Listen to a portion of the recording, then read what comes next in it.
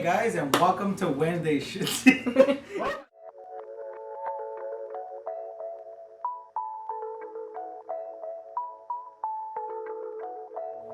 Hey guys, it's Benji and Anthony here, and welcome to our new segment, What to Watch Wednesdays. This is a little bit more of a tribute to you guys, and also a little bit different as we go along. You'll see what it is, so hopefully you guys enjoy it. But today we're going to be doing a suggested one that one of our viewers gave us. Imitation Game came out in 2014, directed by Morten. It's a great film about Nazi Germany during the World War II, codes, relationships. There's a lot of storylines in this film, which I like because it shows you the past, what's going on, and then a little bit of the future. Yeah. So again, thank you to Leo. He's the one that suggested this movie. And again, one more time, this will be a spoiler review. But we're going to try to do the same kind of concept as on Monday, which is a little bit more of spoilers, but not too much, so you can enjoy the film at the same time. Great film, by the way. Yeah, exactly. So let's start it off. Our main character is Alan Turing, I believe his name is. Played by Benedict Cumberbatch. Oh, I love him as an actor. Excellent I think actor. everything I've seen from him is amazing so far. And yeah, so it starts off as a mathematician in a room that's been broken into, apparently, right? Right, there's been a crime. And it's very interesting because that's the part of the story where it's actually the present time.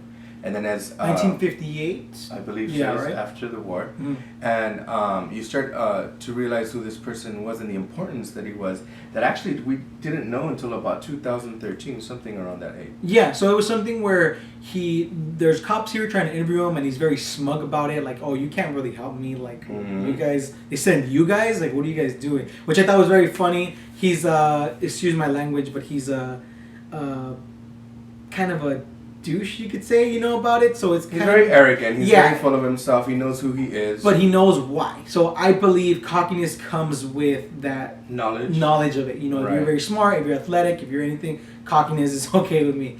But it's something where you start knowing, you see how he's doing it, but the cops kind of question it. The main cop questions it. He feels that something's fishy about how they were brushed away, and he feels that, like, you know what, there's something more to be seen here. But let's get into the real part of the story. The real story is about a code called Enigma during World War II. Which goes back in time. Right, so now we're back in time, and it's during Nazi Germany, and they're trying to crack this code, which is unbreakable. It changes It's a machine. It's a machine, right? Kind of like a typewriter. And it changes every 24 hours. And 18.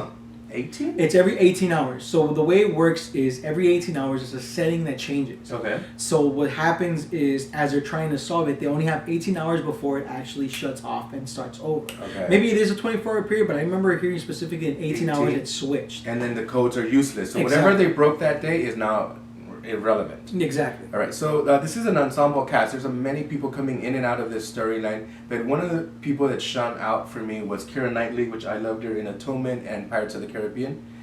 She's a very attractive. It's kind of hard to pay attention when she's acting because I just want to look at her. She's so beautiful, but she actually is a brain. People kind of diminish her because she's like, oh, it's just a pretty girl. You don't know anything. And she actually cracks a puzzle that was sitting out in a paper. It was a crossword puzzle, yeah. And she cracked it under 6 minutes, and they're not letting her go to the next level. She's like, what? I broke this code. I was able to do it. And it's the era. That era that shows you that women are not, important. They're not smart. Did someone help you? Did someone do it? Which is kind of arrogant in that part. But Alan Turing saw that, like, you know what? This has nothing to do with her knowledge. You know, sex has nothing to do with being smart. Right. So he let her come in. She did the puzzle in under 6 minutes. She was impressed.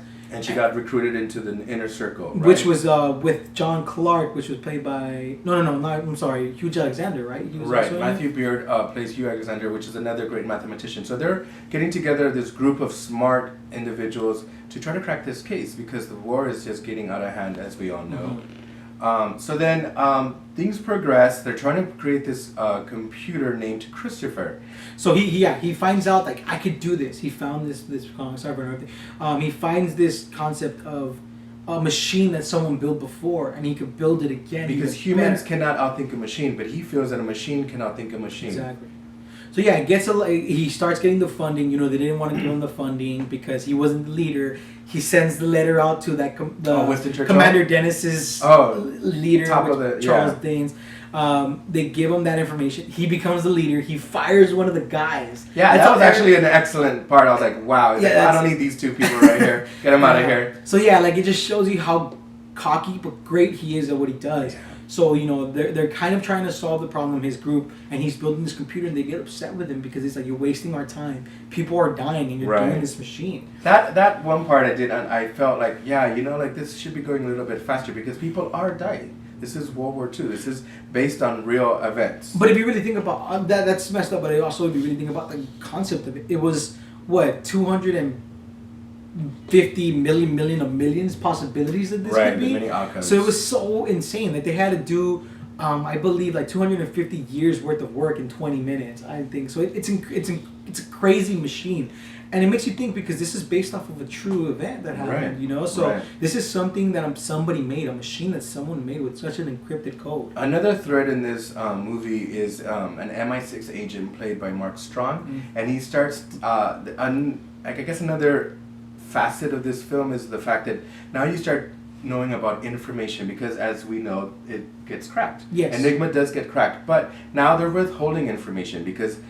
There was this whole scene where they were like, well, let's go stop the bombing of this, supply boat that was coming in. And they're like, we can't. Because if we let them know that we know what they're going to be, they know that we cracked the code and they'll change Enigma all over again. So like I said, there's many layers to this movie. There's 3 storylines. I really liked when we would go back in time to the childhood. To learn about him. Yeah, to learn about Alan Turing, which was really, really beautiful because... he felt like he was a loner, no one really talked to him, and here came this one person and he said, I see something in you. And he actually uses that line with Joan later on because, he's I feel that you can be part of our team. You can crack this with us. Yeah, and it becomes kind of like a love story where you kind of messes up. They make code together, they do it. The boy leaves. His name is Christopher, by the way, which is a big part. He leaves for, I believe, like a trip or something with his family, but he knew he was dying, apparently. And never said anything. Never told him, and when he found out, when Alan found out, he was sad because, as we found out later on, he is a homosexual. Right. So we do find out that he was actually in love with this boy named Christopher, which is what he named his computer. So that was another basis of the story. He was the first man to invent the first thing, which they called it a Turing machine. Right. And it's actually called a computer. So it's a very deep story behind it, the things that they have to do, that the bombing of the ships, like that even gets more intense because you find another story within that story. Right. There's a lot of things that you had to do, and it's very great to see a difference in the past, knowing the stories. Now that we know, went behind the scenes, right? Yeah. I really, really, really enjoyed this film. What I know it's very hard to explain in a small review like this, but what is the grade that you give it?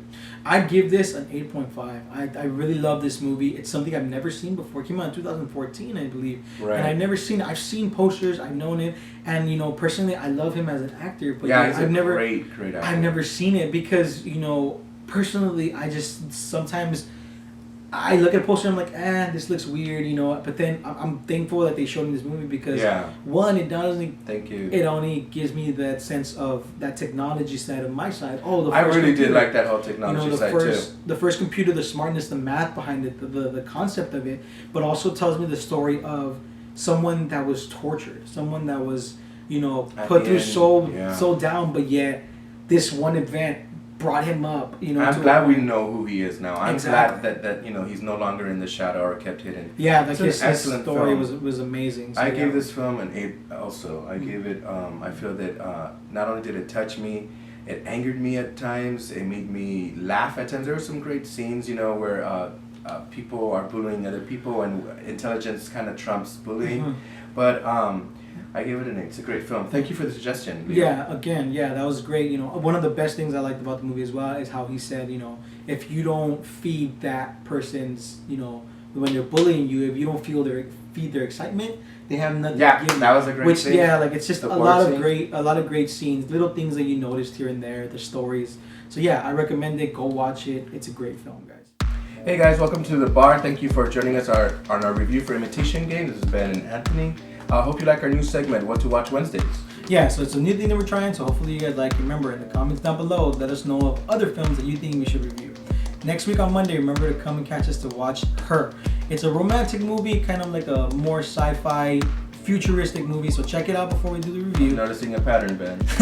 So yeah, it's one of my favorite movies of all times. I think it's really cool, and I don't personally like romantic movies, but this one really captured something with the cinematography. So hopefully you guys like that. Don't forget to like, comment, and subscribe in the video. And thank you for joining us at the bar again, and have a good one.